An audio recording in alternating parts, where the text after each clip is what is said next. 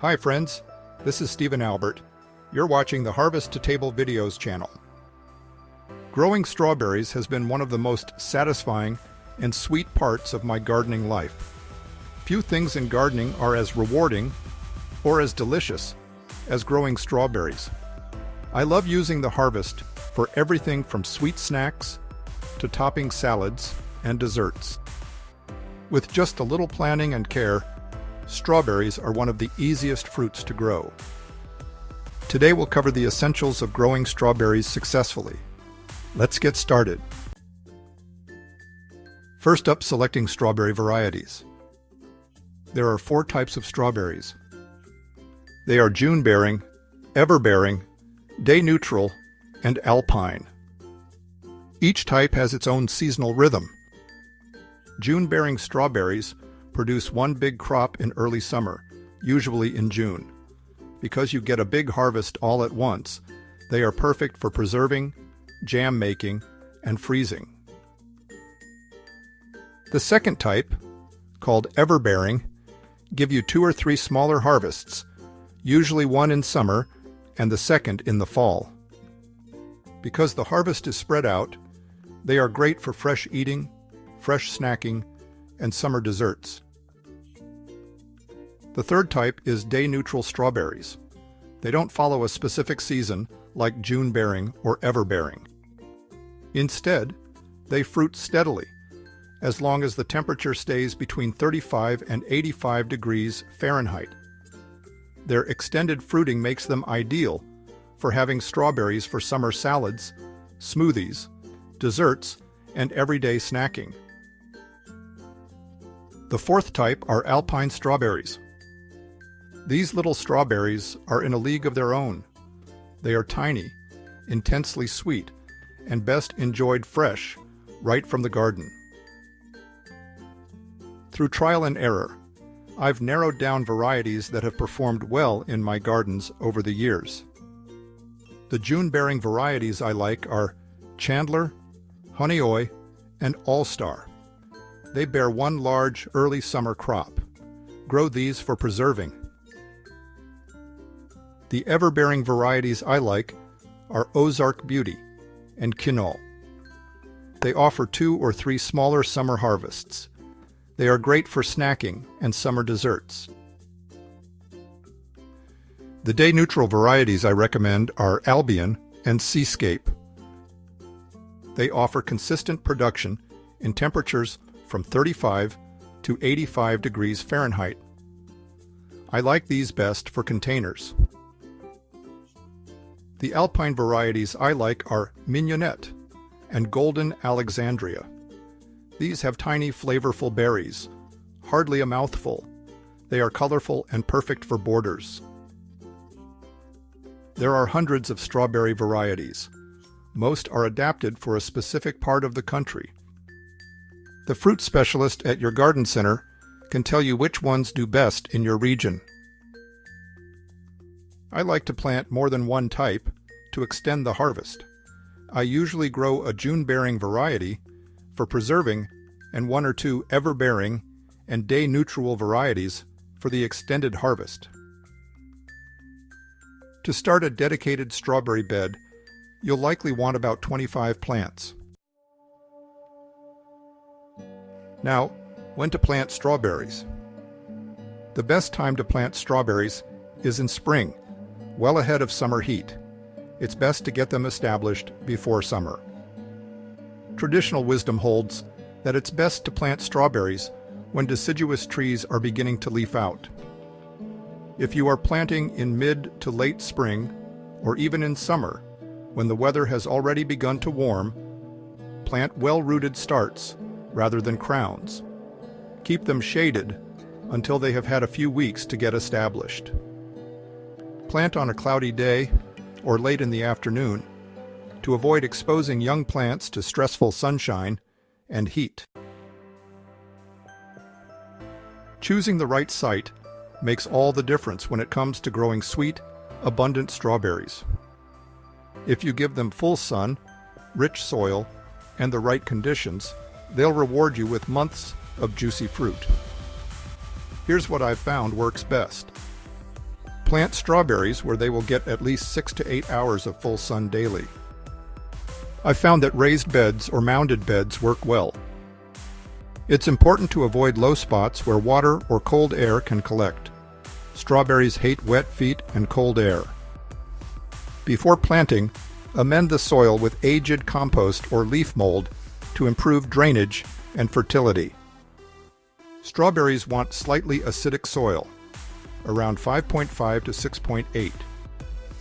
Locate your strawberry bed near a source of water and close to the house so you can check on your plants regularly.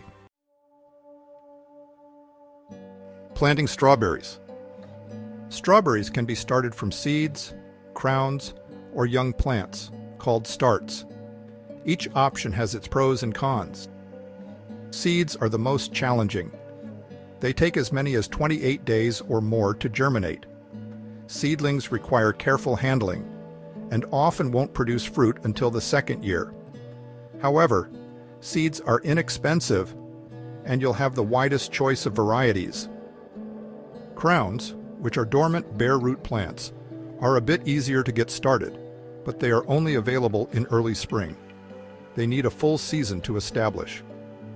Starts are the easiest and fastest way to grow strawberries. These young potted plants are already growing and often produce fruit in their first season. They are perfect for beginners or anyone who wants quicker results with less guesswork, but they are more expensive than seeds or crowns. If you plant crowns, choose robust young stock with good-sized roots. Crowns need a little soaking in water before planting. Water will hydrate and plump up the roots. Seeds can take weeks to germinate and up to a year or more to bear fruit. On the other hand, starts typically produce berries in their first season. In the garden, I space my strawberry plants 12 to 18 inches apart in all directions, or sometimes in rows about 2 to 3 feet apart, depending on the layout. That spacing might seem generous at first, but it's essential. Strawberries send out runners, and those runners create daughter plants that root and grow into the next generation. After the second season of harvesting, I gently remove the older, worn-out mother plants and let the strongest daughters take their place. I've found it works best to allow only about 3 daughter plants per mother, so the bed doesn't get too crowded. Even though strawberries are perennials, I've learned over the years that no single plant stays productive forever. Giving them room to renew themselves keeps the patch thriving and ensures I get baskets of sweet berries year after year. Caring for strawberries.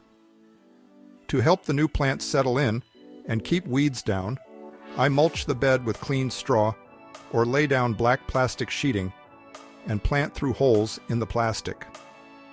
This conserves moisture, protects ripening berries from touching the soil, and makes the whole patch easier to care for.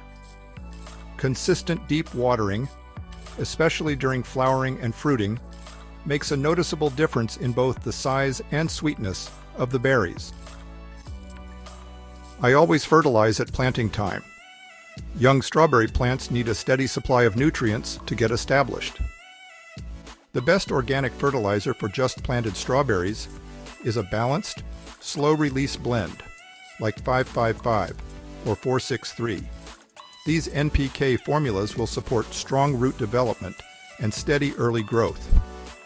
Later, when the first flowers appear, I side dress the plants with an organic 5-10-10 fertilizer. From early in the season, stay on top of maintenance. Remove dead leaves, trim excess runners, and keep the planting bed tidy. If you're growing from seeds or crowns, I suggest pinching off all the flowers that appear in the first season. Of course, you won't get any fruit, but the plants will develop strong roots and healthy runners for full fruit production the second year. If you don't remove early flowers, the plants may produce lightly or not at all. Runners are how strawberries renew themselves. I let them root in place to create the next generation of plants. I leave mother plants in place for 2 seasons. They produce their best berries the second year.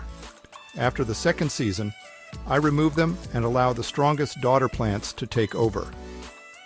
That cycle of renewal keeps the patch healthy, productive, and always full of the sweetest berries. Pests and disease management. Experience has taught me that keeping my strawberry patch healthy means staying one step ahead of pests, diseases, and even hungry birds. I check my plants regularly for signs of trouble, like holes in leaves from slugs or curled foliage from aphids. I use organic controls whenever possible, like neem oil for pests or removing infected leaves to stop the spread of disease. To keep birds from snacking on ripening berries, I cover the patch with lightweight netting or use garden hoops to support row covers just as the fruit starts to blush. Good airflow, crop rotation, and clean mulch make a huge difference in preventing issues before they start. It's not about perfection, but about paying attention and acting early. Harvesting and storing strawberries. Strawberries are typically ready for harvest about a month after the plants bloom.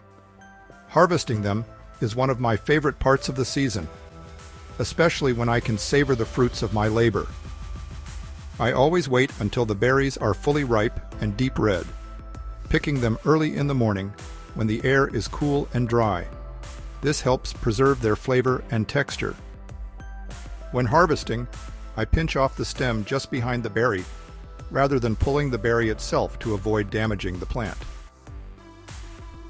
For storage, I lay the unwashed berries on a towel-lined tray in the fridge. This keeps them fresh for a few days. If I have a surplus, I slice them and freeze them with a little sugar or lemon juice. This will lock in that fresh-picked flavor, making them perfect for later use in smoothies or desserts. These simple steps have helped me make the most of my strawberry harvests. And finally, here are a few of my strawberry serving ideas. Fresh strawberries are incredibly versatile, and I love getting creative with ways to serve them. Of course, they're delicious straight off the vine, but I also enjoy tossing them into a simple salad with mixed greens, goat cheese, and a balsamic glaze. For a sweet treat, I dip them in dark chocolate or serve them with a dollop of whipped cream. Other favorites are fresh strawberry shortcake or pancakes topped with sliced strawberries and a drizzle of honey.